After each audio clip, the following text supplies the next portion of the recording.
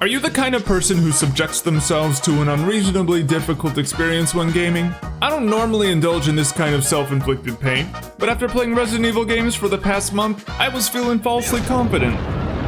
But don't be worried, I dressed for the occasion and decided to take on the challenge of Shadows of Rose on hardcore. Perfect. It's gotta be crazy difficult, right? There's only like, what, 0.5% of people who finish it? I've been on a bit of a Resident Evil binge lately, and was fresh off of an additional playthrough of the game on hardcore, so you better believe I was hopping into the DLC with the same energy. Now, I've never been celebrated for my ability to play video games on a professional level, but what better way to achieve my Major League Gaming goals than with a little practice? And please, good lord, do not bring up the part in the beginning, you know, the run around until something happens chapter.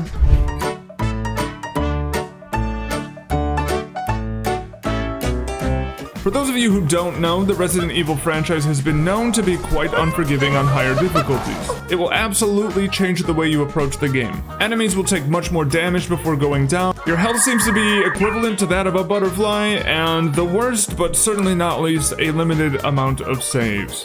Thankfully, we won't have to be dealing with this last factor in this playthrough, so save away, baby! Looks like I'm gonna have to rely on my unrivaled reaction times and 100% accuracy this playthrough.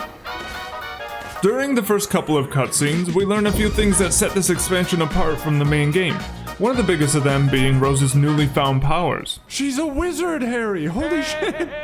This was something that was immediately interesting to me because I had thought, damn, new character, new powers, new location. That excitement began to fade about after 3 minutes, because shortly after introducing ourselves to, well, ourselves, we find Rose crawling right up to Castle Dimitrescu, the same place Papa Ethan had crawled many moons ago. But let's cast aside that frustration for now. Other than having to accept that Duke is no longer our friend, Duke? This first area started off on a decent foot. Just look at this shot! Target neutralized. Let's go, gamer! Something I immediately noticed was how many bullets you can sink into these guys. Seriously, I wasted so much ammo early on that I ended up in rough shape in the second half of this chapter. Essentially, what I need to do here is find the masks that will fit onto the faces in the statue. Something we should all be familiar with if you played the base game. This is when I realized that maneuvering through some of these tighter spaces in the castle might prove to be super difficult with these guys so eager to grab onto us. But on the bright side, our boy Michael is sending us ammo from the Nether Realm. So maybe send more, please. We're able to make our way outside, where we learn that just maybe we can improve our powers with something Michael calls an amplifier. Hey, if that means I don't need to rely solely on my gun, sign me up. As instructed, we go through one of the doors in the courtyard and come across some recipes for crafting both ammo and medkits. But even with these recipes, after blazing through our ammo in this area and only taking one enemy out, it's clear I'm going to have to do some bait and switch from here on out. Alas, we make our way up the ladder and come across our brand spanking new amplifier, which means we're going to be busted cores, baby. Although it looks like it doesn't drain any kind of ability power, it does appear to have limitations, specifically issues with range. I anticipated having problems, but oh my god, just you wait. I avoid death while I clean up this area and head to the courtyard where I can claim my first mask. I slam that baby on the statue, throw on my finest maid outfit, and get to work in the castle. I get rid of the core shielding me from the many memories I shared with Duke all those years ago. But of course, all I can be met with here is disappointment. But not all hope is gone, as it appears Duke knows not what he does. On to mask number 2. Amplifier 2 achieved. Now we're able to use our powers on the enemy. And even though it's not going to do any damage to them, it's going to allow us to freeze them for a short amount of time, which will be great for avoiding conflict. Just like in real life. We learned we can refill our powers by using sprigs of white sage, whatever that is. More consumables to worry about not having enough of. I'd also like to thank this magic doorway for the assist in repelling these enemies. Looks like I'm not the only one who's been picking up amplifiers. And look at this! A counter? I knock out these skinwalkers, collect the monocular key, and anticipate a grueling match with the big boy. We backtrack a bit to use the key and pick up a compensator to help our wimpy handgun do a little more damage. We meet up with Michael again where he gives us some sage advice, where at least we can remind ourselves that you're not supposed to kill every enemy. We move through the courtyard, open the monocular door, and I cautiously enter the Gallery of Despair. Oh god. Where I expertly fool my chat into thinking I knew what I was doing here. That was it, okay. And just like my self-esteem, down we go. I load up on items in this basement area and huzzah! Our surly friend reappears. How'd you get that big old butt down here? This means it's time for me to showcase my level 100 sneak skills once again. Nothing can stop me now. We do a little more sneaky sneak and manage to retrieve best number 2. Oh, we were just leaving. While I respect the walls of the historic building around me, this absolute Chad just busts through. My sneaking around earlier suddenly seems like a bad idea, as now this place is just swarming with enemies. I remember that comment I made about having trouble maneuvering through tight spaces? Yeah, I'm definitely feeling it here. Everything has collision, so my initial plan of stun and run very quickly deteriorates, because I keep blocking my way out. I mean, look at this brain-dead play. Ah! But after a couple of tries, I managed to squeeze my way out of there, and was able to save the pipe bombs I grabbed from the area. We grab the snake painting needed for the library, that's not a euphemism, plug in the second mask, and we are well on our way. Oh, and our large fellow moved to the courtyard, yay! I solved the puzzle upstairs by placing our newly found snake painting, and we unlock the trinocular key. Using the key in the proper area grants us a shotgun, one of which I'm sure will be fruitful with ammo. I have to be honest, this was the part of my playthrough where I was getting a little tired of seeing the same old areas. I think running away from this giant enemy in this courtyard just reminded me too much of avoiding Lady D in the same area. So, this far nothing too crazy difficult or innovative, but I'll be patient. I use the triocular key and trudge forward. Oh, also, remember the range issues I mentioned. Oh boy, will you be reminded here. What? I'm going to be honest, this area sucks. Makes you go up and down the stairs to dissolve these cores, all while throwing more enemies your way. This back and forth mission feels particularly uninspired. Instead of it being challenging, it's tedious and more of a test of my patience. And what did picking up the compensator even do? I get all the way to the end of this challenge and die here, causing me to have to redo this entire area, and admittedly I'm losing steam. I'm gonna be honest, this part right now of me just skirting around them is not fun at all. But I shouldered through, managed to succeed, and I claim my spoils. We receive a hug from behind from an old friend, with a chat member getting the timing on the soundbite weirdly perfect. Okay, let's go. That was perfect timing, holy shit. Rose wakes up to the sound of Duke's voice, where we are met with yet another puzzle to solve. Nice of that guy to throw us into jail rather than to suck us stupid. This puzzle was kind of funny to me because homeboy Michael thought it would be fun to be cryptic with his help. I love the idea that he could just draw an arrow to the appropriate core, but he wanted to play a cheeky little game of life and death with us. But we end up figuring it out pretty quickly and move right on. We emerge from the basement, grab a bunch of materials on the way up, and my suspicion of our impending fight is confirmed by Daddy E. We set the final mask, grab the glowing scarab thingy, and boom. Southern Duke! Duke pulls a bamboozle on us so vile, it has me questioning what's prevented him from trapping us this far. We sink through the floor, and finally find ourselves in a battle with Big Angie. On the plus side, I have most of my heavy duty ammo, and consumables left over. I don't know about you, but I have a feeling this massive glowing protrusion is something we should aim for. That combined with finding shelter by constantly spinning around this formation in the center is making this feel a little too easy. Not long after, I knock him down, but lo and behold, he pulls a page out of Duke's book of bamboozles and just decides to get back up. As I equate myself with the space, his droogs get the best of me and they take me out with a 3-piece combo. Round 2! This time I save my explosives for later in the fight, and now I know to be more reserved with my ammo. We quickly make up for lost time, and by the time phase 2 ends, Michael sends us another flask to upgrade Rose's powers. I quickly turn to Big Large and learn that, well, it doesn't do anything. But at least we have pipe bombs! I chuck a couple of these towards our friend as a parting gift, and pump him with iron so hot it causes a cutscene to load. Duke, understandably upset with his stepson, now sends a bunch of his underlings our way, so we jump into a conveniently placed pool of water that takes us to, the village. Yeah, the village! And that brings us to the conclusion of Act 1. I'm going to be assigning a score at the end of each chapter, just so we can kind of keep track of things as we go along, and if I'm being honest, I'm not flabbergasted by my experience so far. There's some things that they're trying out that I think are working, but there's a lot that I'm also not enjoying very much. So let's stick with it though. For now, I'm gonna give this chapter a 4 out of 10 Luddies. I know, not great, but let's continue on, shall we? Okay, diving face first into Act 2. Our faceless Poppy Our fellow ghost peer Michael, fresh off an additional viewing of Inception, tells us we need to go deeper. Stratum. It's dawning on me that since everything is going to be based off of a memory, there will most likely be the creative excuse of reusing areas and assets. And as Rose nears the end of the road, we're quick to recognize the dollhouse is making a reappearance. But hey, let's let him cook. I'm hoping this area is transformative enough to feel like a different experience from the base game. If we recall the kind of story that was told the first time around, there's very little gameplay here that would be affected by a higher difficulty. So I'm guessing most of this chapter is going to be puzzle based, which should be quick work for my chronically large brain. And take a look at this! Instead of me on the operating table, we now have a Teddy! It's different! After being entirely exhaustive in my search of this area, we exit into the hall where we find our first clue. Resident Evil puzzles are always funny because you never have to work very hard to solve them. The hardest part about this was trying to decide whether this was 66 or 99. Oh, someone left their giblets down here. We crack the code, pick up a shiny new pair of scissors, and head back. But not before we're confronted with visuals from a 2007 After Effects tutorial. Time to slice open that bear! The developers must have censored this scene to avoid the adults only rating. We grab the child, the bear starts leaking, and before we know it, another puzzle appears. Let's see if we can figure out this one, gamers. Let's quickly pick up Lucy, and of course, we need to search for clues. Arrest that man! Arrest him! Can you find out where to put Lucy, everyone?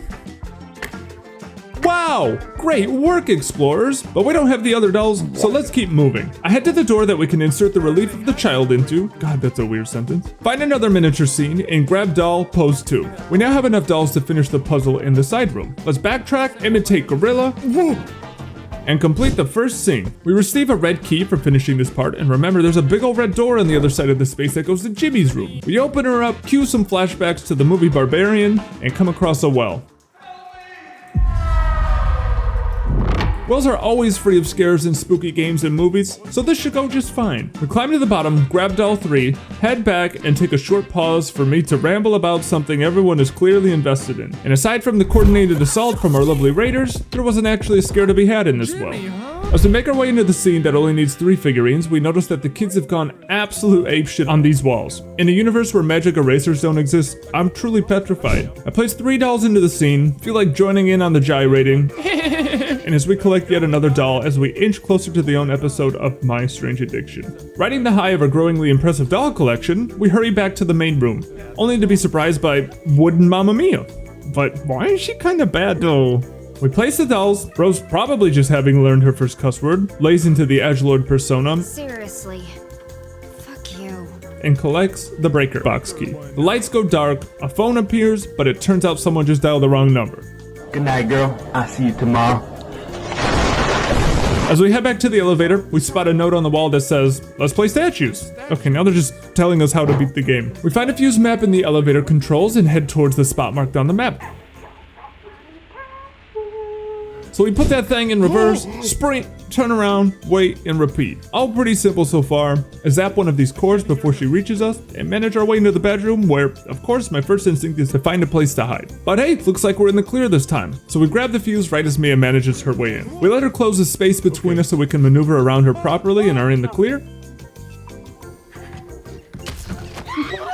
Whoops! Looks like there's going to be more than one to deal with. Okay, we lose like 10 seconds of progress, but march forward. This time a wee bit more cautious. I get a little bit in my head about moving backwards everywhere, but all in all we do alright. 2 Mias turn to 3, and eventually 4 total. We slam that fuse in the fuse hole, and are transported to the M. Night Shyamalan 2007 hit film Devil. You'll be pleased to know, our doll collection has entered into quite a respectable number now. But wait, now we're little? Why, even the map is huge! Not being pleased with my shortness yet, I decide to get even smaller. I will now take years off of my spine by utilizing a crouch walk in this area. Ah, my sciatica. All jokes aside, I'm excited by this part of the game. Right off the bat, it's feeling fresher than the other chapters I've completed. It's just a shame that it took this long to get to that point. I start moving around the dolls, cautiously at first, but also curious about how much I can get away with. I do an expert level ocular pat down and actually clear this room without any hiccups. I walk the plank after making my way past the dolls, obliterate this core now that we're within range, and clear my path forward. I drop an additional cage to clear the way ahead to puzzle room 2, which features core that's out of reach, number 57. I drop down and it's smooth sailing until someone drops a bruh in chat. Ah! always gets me every single time. Looks like I'm going to need to get into the center of this area. I'm not sure what for, but let's find out. So there I am, bobbing and weaving. Well, actually I just walked in, turned around, and got rid of the first core. That drops a cage for the doll necromorphs to attend to, which allows me to take care of the second core up top. We have a moment of downtime until suddenly... for free? I take a second to learn her rounds. Ayo. Okay, you know what I mean. But my desires get the best of me. Alright, we get back into it, but this time we're going to play a little hard to get. We get by her no problem and find ourselves coming across a spring. This seems kind of on the nose, so we try something new and realize we can actually just get rid of the dolls. Like, this is like way too easy now. Don't even want to hear it. We shake our stinky leg right into the next room where, admittedly, there isn't too much of a challenge, but we do find an additional sprig. Okay, never mind, I guess we are gonna have a bit of trouble here. After stumbling a bit, we manage to survive and clear our path forward. Cue a cutscene that looks truly inspired by Attack on Titan. Oh my god. And before we know it, we're in an all-out chase scene. But don't worry guys, Rose closed the door, so there's no way Mamma Mia's getting through there. I don't know what's going on here, but I feel like I was missing something when in reality I wasn't. All I had to do was hit me with my special powers at the end of this hall here, and I'd be able to continue forward. And when we needed him most, our lost boy Michael makes a grand reappearance, and with his incredible sense of direction, we're able to escape, I guess. We listen to Rose talk about her dad to Michael. I mean, how does she not realize by now? Like, honey, aw. In an instant, we grow back to normal size and find ourselves in Casa de Winters. But first, a moment of reflection. Act 2, what did we think? I have to say this is easily the most fresh feeling part of the game. Although not as spooky as other top horror games, it did have this kind of quality that kind of resembled something that like Little Nightmares maybe? Not genuinely horrifying, but the vibes were top tier for sure. One of the big issues I have with the last 2 chapters is that they just weren't very difficult. And for us being on hard mode, we want a challenge, you know? So we want to challenge our gamer skills. We don't want to challenge my room temp IQ. No one wants to see that, right? So, okay, for this chapter, I'd say is quite a bit better than the first. We'll give it 7 out of 10 Shrek green ketchup bottles, okay? Alright, let's continue. First, we were charged with an outfit change and actual beans. I mean, the end is near and we better make sure we're fueled. We start off exploring the Winter's old home. Rose quickly realizes where she is after interacting with the objects in the rooms of the house. It's all a nice trip down memory lane. We've all come so far, haven't we? We head up the stairs and find a key behind the portrait of Rose as a child. On the other side of the room, reading a letter initiates an absolute tearjerker of a cutscene. And after a word from Papa, we are very rudely interrupted by Evelyn from the previous game, and we sink into the floor. She practices her best Wicked Witch laugh. And before you know it, she's sinking into the floor just like us. Cue one of the developer's favorite recurring themes, escape time. Aside from Evelyn popping in and out of sight, we destroy a couple cores and don't have any issue with this area. We're quick to get back on track, but are paid a revisit from some of our old friends. At this point, I'm not really sure how to deal with this many of them while trying to sprint out of here at the same time, but then they just all leave, I guess. So we take the closest door as Evelyn releases a bunch of solid wood Mias on us. Wait, they're not stopping! Which, I mean, oh no, look what happened by accident. Michael tells Evelyn, "You're not that guy, pal." And we make haste towards the elevator. And I mean, Michael isn't really going to let us learn how to play the game at any point. So he shares his copy of Secret Codes with us and helps us out with his 10 out of 10 tip. We pick up another flask here, and I'm really hoping it gives us something new to work with, but unfortunately, we're not getting what we hoped for. Immediately upon confronting Evelyn, she channels her inner airbender and lets one fly at me.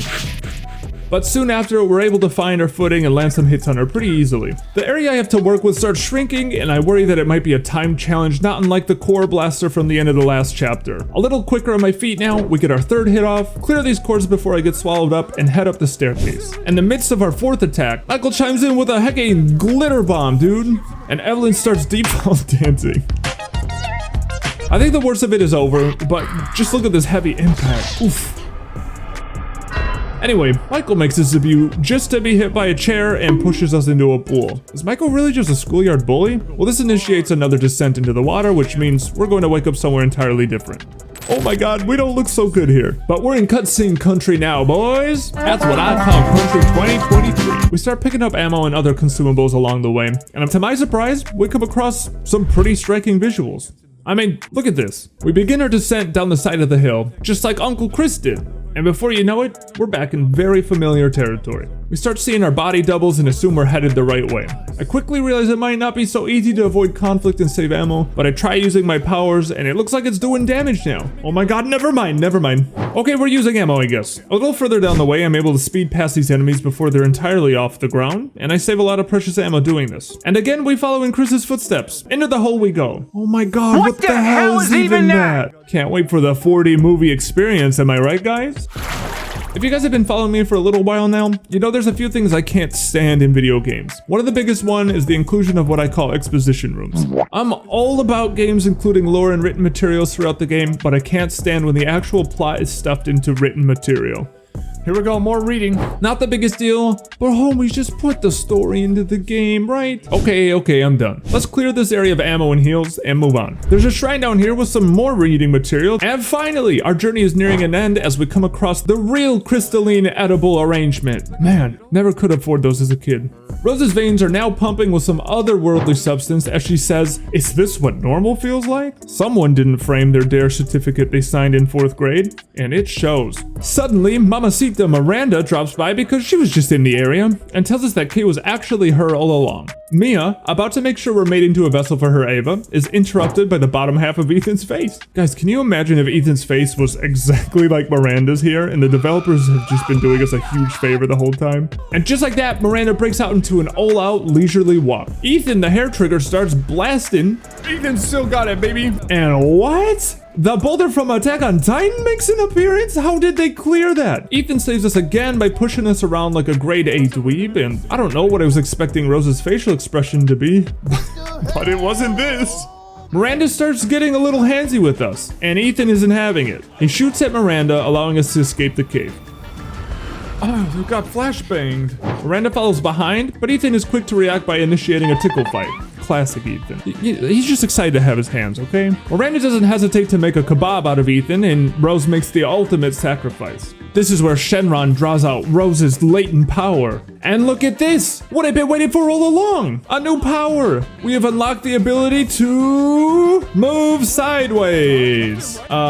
In reality, this is a pretty cool mechanic that's added, but I totally see why it wasn't included before this fight. A simple horizontal dodge like this could make a lot of the game way too easy. We're quick to learn that our current powers aren't doing anything, but hold on! Absorb incoming projectiles? Okay, after many failed attempts, I finally get the timing right and realize that this is going to be our ticket out of here. As long as we keep recharging with these spirit bombs, we're chilling. And another new power? We now control trees? Huh? This bad boy knocks Miranda down, which allows me to formally introduce her to the other end of my shotgun. Alright, so do that a couple times and we'll be golden. All is well until Miranda starts flopping around like a fish. Ah! Come to think of it, I'm getting wailed on and I'm not dying? These hits are not feeling like hard mode. Excuse me? I wait for an opening to collect more energy.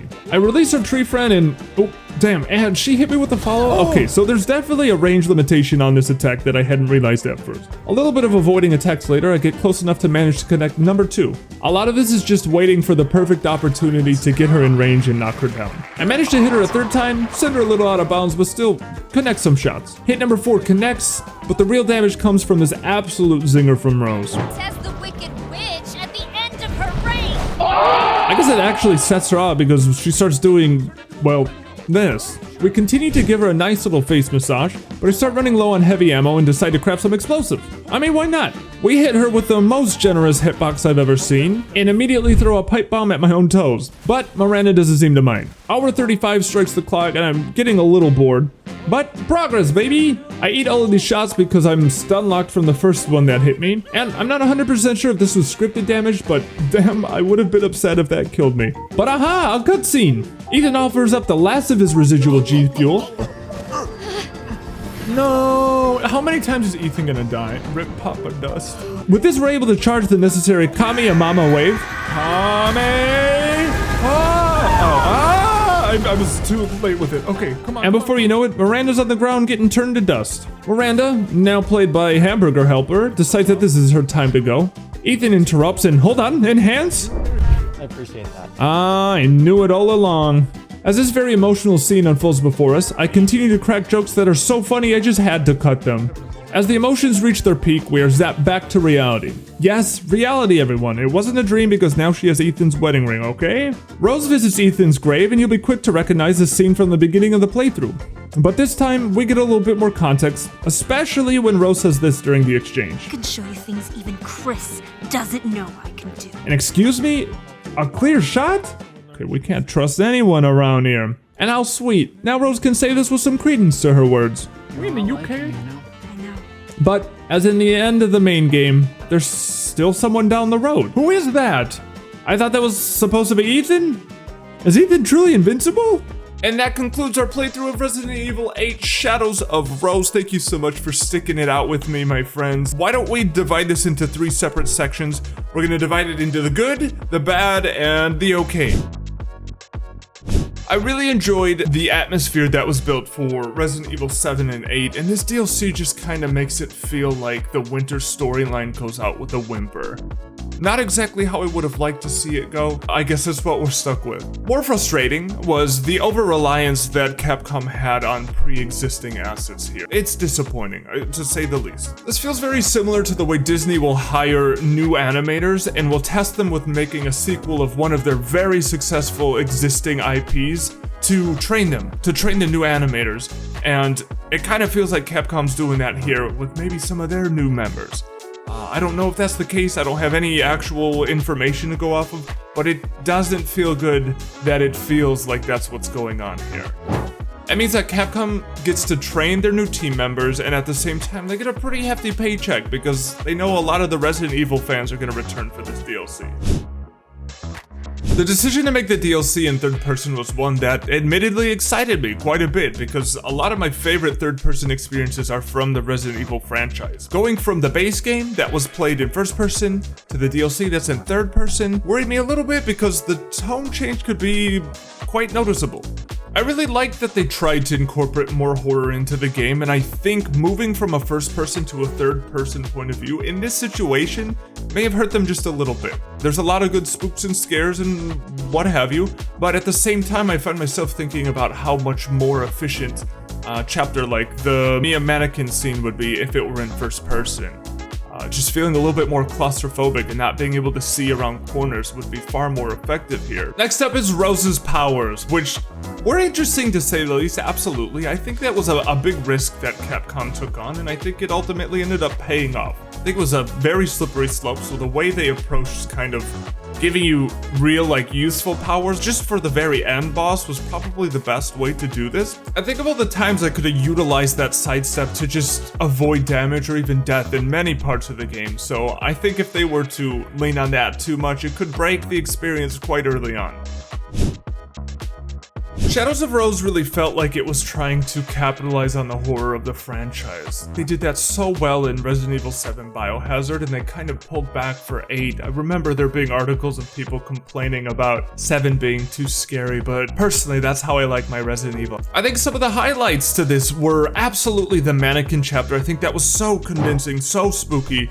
Love to see more of that kind of stuff in games like this. The doll chapter, even though it felt a little bit reminiscent of the doll chapter in the base game, this was different enough. And I might even go as far to say as the introductory chapter of the DLC, where Rose is kind of just maneuvering through the dungeon and she's crawling over bodies of herself, like mutilated roses. I thought was so effective. The atmosphere was so weird, so unsettling, and I love that. I think they should absolutely go for more of that.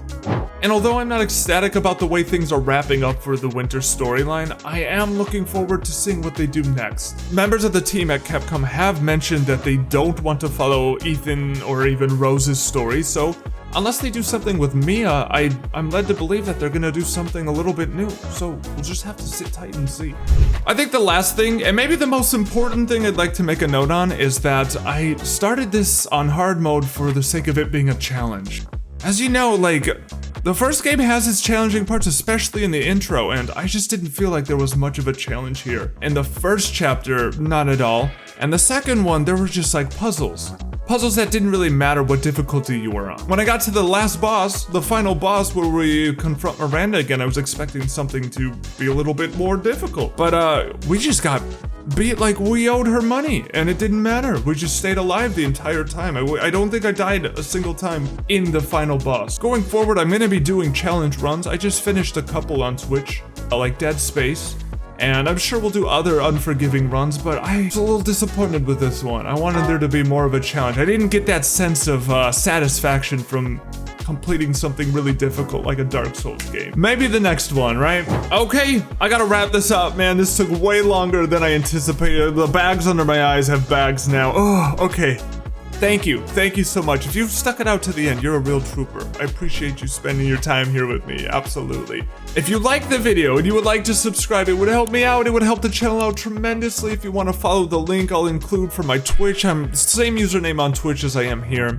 We're gonna be playing Resident Evil 4 Remaster. Is it a remaster or a remake?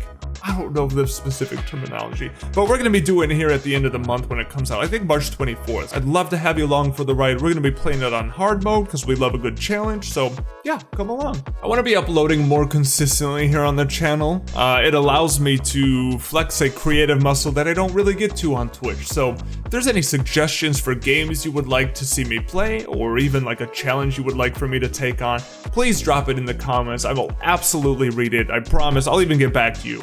Your pinky promise, I promise, okay? Thanks again, guys. It's been great, and looking forward to what we make in the future, okay? Peace. Bye.